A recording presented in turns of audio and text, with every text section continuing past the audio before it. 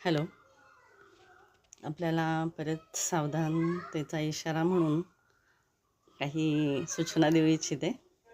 पहा, मुलींच्या संदर्भात बरेचसे सायबर क्राईमचे प्रकार घडत असतात आहे आणि ते सायबर क्राईमवाले ग्रुपनी काम करत असल्यामुळे बरेचसे प्रकार घडले जातात आहे. विशेषतः मुलींनी काळजी घेतली पाहिजे. मैत्रिणी वगैरेंनी बोलवलं तर जाऊ नये.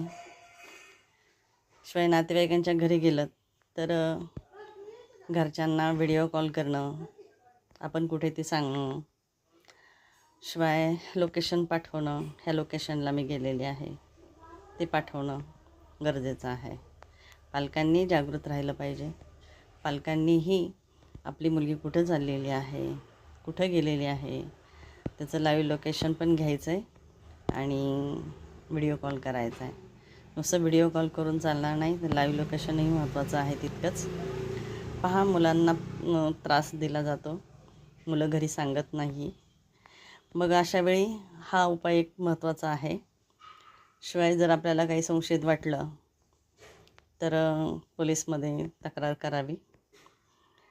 विशेषतः पालकांनी आणखी एक गोष्ट लक्षात ठेवावी. ज्यावेळेस आपला मुलगा किंवा मुलगी फोन आल्यानंतर आपलं काहीही न ऐकता निघून जर जात असेल तर समजायचं की त्याला कोणाचा तरी कॉल आलेला असणार आहे आणि तो कॉल धमकी देणाऱ्या व्यक्तीचा असावा. कारण की अशी मुलं पटकन जाणार नाही आहेत.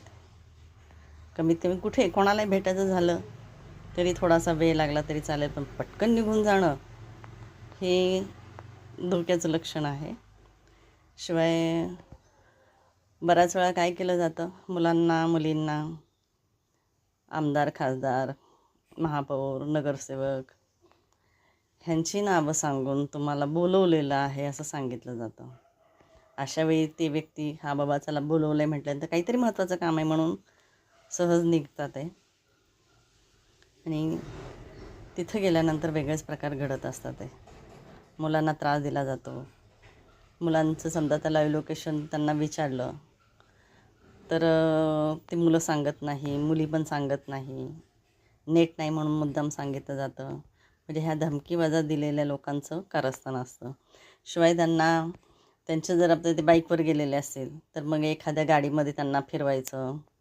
म्हणजे बंदिस्त त्यांना जर मारहाण त्यांना करायची, पैसे वसूल करायचे किंवा त्यांना मारून टाकायचं असेल तर गाडीतून त्यांना